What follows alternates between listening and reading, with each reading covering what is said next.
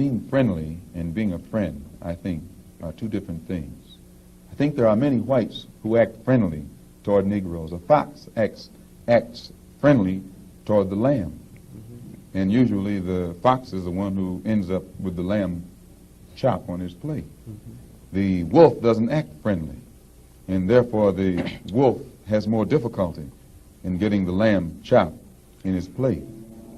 I'd like to point out, though, that... I say that because it is usually if you study the structure of the Negro community, economically, politically, civically, psychologically, and otherwise, it's controlled by the white liberal, who usually poses as the friend of the Negro, who actually differs from the white conservative in the same way that the fox differs from the wolf. Their appetite is the same. Their motives are the same. It's only their mannerisms and methods that differ. I would agree that no doubt there have been a large number of whites who have posed as liberals and as friends of the Negro and who have time and again betrayed the Negro. On the other hand, I think one could point to a large number of whites who have struggled for civil rights, for equality, and have got little or nothing out of it, other than quite a few bruises. Give me an example. Well, the large number of white students who have gone into the South, for example, working for SNCC and other organizations. Not working for SNCC or other organizations, but working for the white political machines who benefit by the voting efforts of Negroes. Okay. I'll be more specific. I would cite Herbert Hill, for example, as a kind of person who has championed Negro job rights, for example, in New York City and elsewhere. He has fought the political machine. First time I met Herbert Hill personally was when they were picketing to stop the working on the Harlem Hospital in Harlem. Negroes for 10 years had to fight the city to get an annex built on the Harlem Hospital. Because in Harlem we need a hospital more so than anything else. Our people are sick. Plus we do a lot of cutting and shooting of each other, though we profess to be nonviolent. And Herbert Hill brought his forces out and stopped the working on that site. This is the first time I ever saw him. Then when work was brought to a halt on a hospital in Harlem, the same Negroes tried to stop the work at the Downstate Medical Center in Brooklyn, which is predominantly white. They were out there for 3 months during the summer. Couldn't stop anything. And I never saw Herbert Hill out there one time. Now, whenever it takes a stoppage of something that's going to affect the white man, you find the white liberal absent. But when it involves something that primarily will affect the best interests of black people, and black people only, then that white liberal is present. Herbert Hill is the labor secretary for the NAACP. And if he was interested in black people, he would prepare a black man with the type of knowledge and understanding of the labor troubles involving black people that would enable a black man to sit in the same position as Secretary of Labor or Labor Secretary in the NAACP. I'm suspicious of whites who join Negroes and always have to be in the lead, who always have to be the head, who always have to be at the top in Negro organizations. Those whites who really have the interest of blacks at heart, let them give some advice to some Negroes and stand on the sideline. But don't join the organization and then get at the head of it and pose as a friend of Negroes. Well, I would defend his sincerity and his commitment. And more than that, I would say that just because a person is a Negro or a black American does not mean that he's going to struggle for Negro rights or for jobs for Negroes or anything else. I think that today you could point to a large number of Negro leaders who have consistently betrayed Negroes in a whole host of areas. They aren't really Negro leaders. These are puppets that have been put in front of the Negro community by white liberals. These are parrots that have been put in front of the Negro community by white liberals. You can't name me a Negro leader who has been betrayed Negroes, who has not been endorsed, sanctioned, subsidized, and supported by the white liberals. Minister Malcolm, I'd like to... Well, I could cite one example would be Congressman Dawson, for example, in Chicago. In Chicago, a large number of liberals located in the Hyde Park district have consistently fought Dawson and his betrayals of the Negro, and they've also fought some of the people who represent Dawson on the Chicago City Council. The only Negro I know who is constantly fought, only Negro politician that I know who is constantly fought by white liberals is Adam Clayton Powell. And they call him a racist because he speaks so bluntly on the race issue. But I'm not, as I said, not too familiar with Dawson and his work. Who is the lesser of two evils, the smiling fox or the openly hostile wolf? As we face yet another pivotal election, the debate centers not on who we trust more, but rather who will do us the least harm. The reality is stark. Neither side is worthy of our trust. Both the liberal and conservative camps are equally untrustworthy, leaving us to assess which one will leave us in better condition when the dust settles. In this environment, it's less about loyalty and more about survival. It's like stepping into a fight against two equally dangerous opponents, both of whom are determined to take you down. You don't trust either one of them, but you size them up, deciding who poses the greatest threat and who you stand a better chance of surviving. That's the calculation we're forced to make in the political arena. On one side, we have the smiling fox, represented by the liberal establishment. The fox may not outwardly show its fangs, but its intentions are no less sinister. The liberals present themselves as allies, but beneath the surface, they work to dismantle the very fabric of our communities.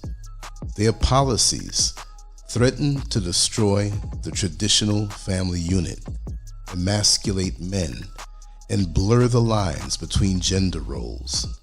They promote confusion under the guise of progress, forcing us into a reality where we disconnected from what's natural. The liberals aim to undermine individual freedoms at every turn. They advocate for mandatory medical treatments, widespread censorship, and digital surveillance. They push for depopulation, limit the right to bear arms, and seek to control how we manage our finances by eliminating cash and moving toward a digital currency.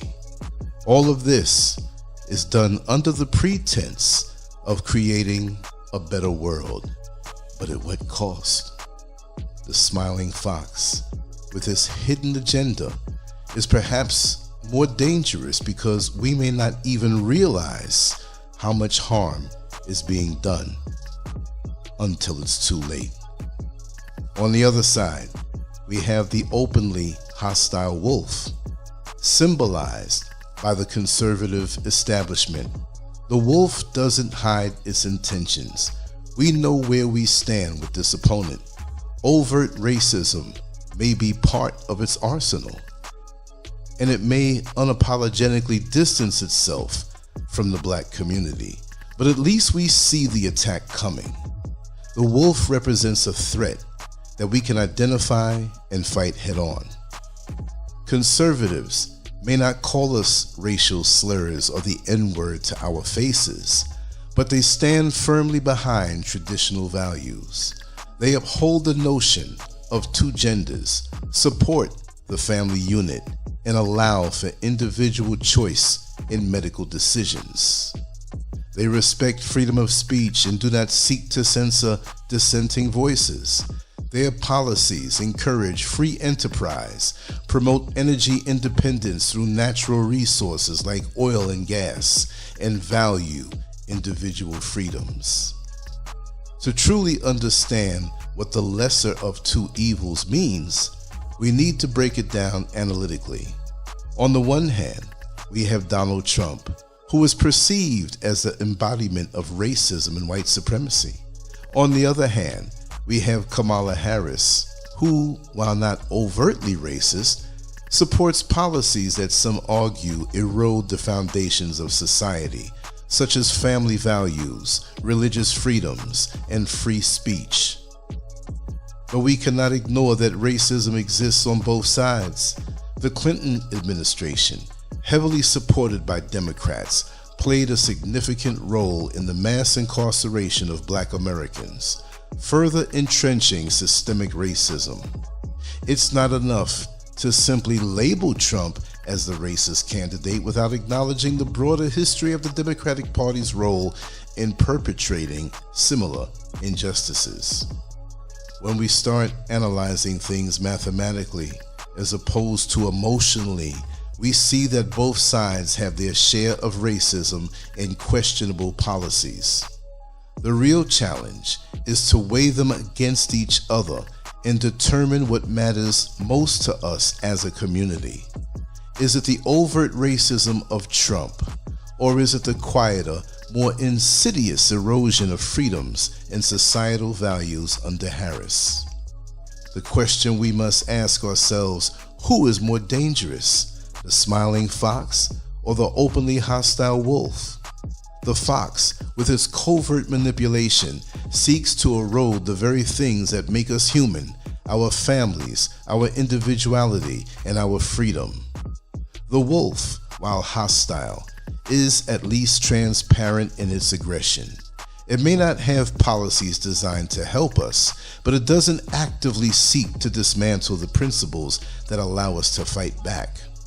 Liberals are not only proponents of social control, but also advocate for extreme environmental and population control measures.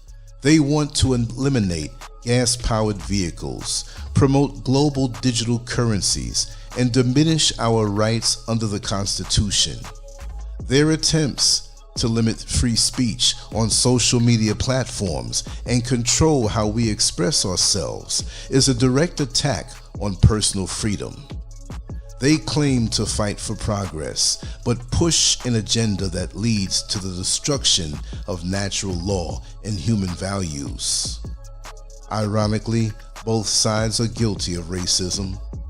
The liberals disguise their racism under the banner of progress, creating policies that hurt the Black community while pretending to be our allies. Conservatives, on the other hand, may not care about being politically correct, but at least their racism is overt. We know what to expect. In this fight, it's easier to prepare for an opponent who shows their cards up front than one who feigns friendship while planning your downfall. Ultimately, it's not about trust. It's about survival. The liberals seek to manipulate every aspect of our lives, from what we eat to how we think, all in the name of a greater good that ultimately serves their agenda. They want to erase individualism and enforce collectivism. They promote a world where freedom is a privilege, not a right, and where those who dissent are punished. The conservatives may not have the Black community's best interest at heart, but they are not looking to destroy the very foundation of what makes us who we are. While the wolf might attack us openly, the fox is far more dangerous because it presents itself as a friend while plotting our destruction behind closed doors. While weighing the dangers of each side, we must consider which side will allow us to retain some semblance of freedom and dignity. The liberals promise inclusion and equality, but their methods involve stripping us of our autonomy, destroying the family unit, and poisoning the future. The conservatives may not offer us inclusion, but they leave us the tools to fight for ourselves. So, who is the lesser of two evils? The answer lies not in who we can trust, since both sides are untrustworthy, but in who will allow us the best chance of survival. When faced with a choice between a smiling fox and a snarling wolf, I'd rather face the wolf. At least I know what I'm up against. If we were to make a list of the evils each side represents, the scale would tip heavily toward the fox's side. From controlling speech to dismantling family values, from depopulating the earth to erasing individual freedom. The fox's agenda is far-reaching and destructive. On the other hand, the wolf's dangers are apparent and less complex, primarily rooted in outdated racial ideologies. In this climate, we must think critically. The fox might wear a smile, but the damage it can do is far more insidious. The wolf is easier to recognize and fight against. Our choice isn't about trust or who is less racist. It's about who poses the greatest existential threat to our survival as a people and as individuals. In today's political landscape, the debate often seems less about policy and more about emotional responses to key figures like Vice President Kamala Harris and former President Donald Trump. The idea of choosing the lesser of two evils has taken center stage, especially for many in the black community, who feel pressured to choose between two imperfect options, driven by emotional reactions rather than logical assessments of policy.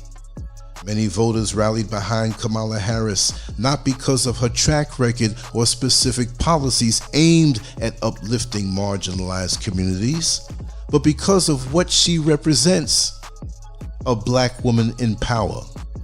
For many, this was seen as a monumental step toward progress, yet one cannot ignore the emotional charge behind this support, especially when there's an equally strong sentiment against Donald Trump. In conversations with people, it becomes clear that the main reason some choose Kamala Harris are her identity as a black woman and the belief that Donald Trump is far worse. It's important to ask, how many people are truly considering her policies in depth? For those who support her, how many can point to specific legislation that directly benefits black people or helps the economy? The prevailing narrative seems to be that Harris is the lesser of two evils, but this conclusion is often based on emotional reasoning rather than critical analysis of the facts. At the heart of this emotional divide is the issue of racism. Donald Trump is frequently labeled as a racist, and for many, this accusation alone is enough to cast him as the greater evil. The emotional weight racism carries in America, particularly for black Americans, makes it a deeply sensitive subject. It's understandable that a figure perceived as embodying white supremacy or racial injustice would evoke visceral responses. But the question remains, is racism the only lens through which we should view the broader picture of leadership and policy? Some argue that the focus on racism, while crucial, can cloud judgment when it comes to assessing the bigger threat to society. Does the threat of racism outweigh policies that may undermine civil liberties, family structures, and even fundamental freedoms like free speech and religious expression? Kamala Harris's stance on some social issues, such as supporting the expansion of LGBTQ+ rights in ways that challenge traditional values or endorsing progressive reforms in prison policies, raises concern for those who feel that the moral and social fabric of society is under attack. There's an inherent danger in approaching political decisions from a place of powerlessness. If the black community perceives itself as inherently powerless in the face of white supremacy, it creates a dynamic where emotional responses take precedence over strategic decision-making. This emotional charge leads many to believe that anyone who opposes Trump must be a friend, or at least a safer option. However, when we peel back the layers, we see that racism itself is not inherently powerful. Its strength comes from the divisions it sows and the emotional reactions it provokes. True power lies in unity and in choosing leaders whose policies genuinely uplift the community, regardless of their skin color. If the decision to vote for Kamala Harris is based solely on the fear of Trump's racism, without a critical look at her policies, it's a reactionary choice rather than a strategic one. The real issue here isn't just who's in power, but how we make decisions. If we let emotions guide us, especially emotions rooted in historical trauma, without analytically assessing each candidate's policies, we risk voting for someone who doesn't truly represent our interests.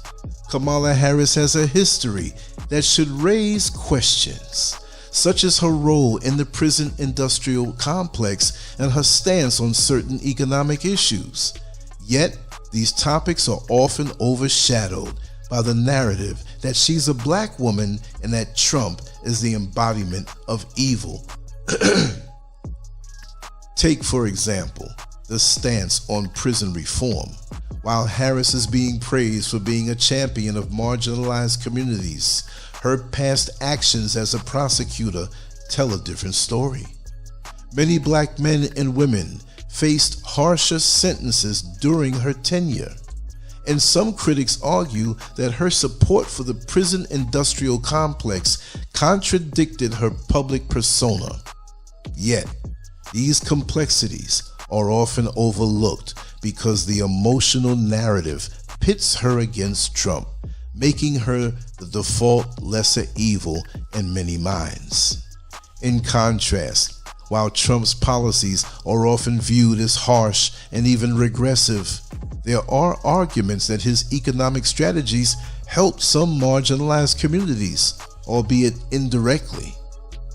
His America First approach, while divisive, did provide economic opportunities for segments of the population that had long been ignored, but the emotional weight of his perceived racism overshadowed any potential gains from his policies. If we step back and assess the larger picture, we have to ask ourselves what the real threats are. Is it simply about racism, or are there other more insidious dangers at play? Kamala Harris, and by extension the Democratic Party, has endorsed policies that some see as undermining fundamental freedoms, from the erosion of free speech under the guise of hate speech laws to the enforcement of progressive ideologies in schools and workplaces. There's a sense that personal liberties are being chipped away. The state of California, for example, has passed legislation that criminalizes certain forms of speech and expression if deemed harmful or offensive. Some argue that this is a slippery slope toward authoritarianism. If a government can silence dissenting voices in the name of social justice, what's to stop them from curbing other freedoms in the future? On a similar level, there's concern about the push to normalize practices like taxpayer-funded gender reassignment surgeries for prisoners. Regardless of public opinion, these issues may seem minor compared to the racial injustice narrative, but they speak to a broader agenda that seeks to reshape society fundamentally. Ultimately, the decision to vote for Kamala Harris or Donald Trump should not be based on emotion alone. It's essential to critically examine each candidate's policies and ask ourselves, which issues are most important? Is it enough to choose someone because they represent a minority? Or should we focus on the broader impact of their policies? The question of the lesser of two evils is not a simple one, and it requires us to dig deeper than surface-level identity politics. Only by doing so can we make informed, strategic decisions that truly benefit our communities in the long run. As voters, We must move beyond emotionalism and embrace a more analytical approach to politics, one that prioritizes policy over personality and long-term impact over immediate emotional satisfaction. Lancescurv.com. Bold, raw, and uncut.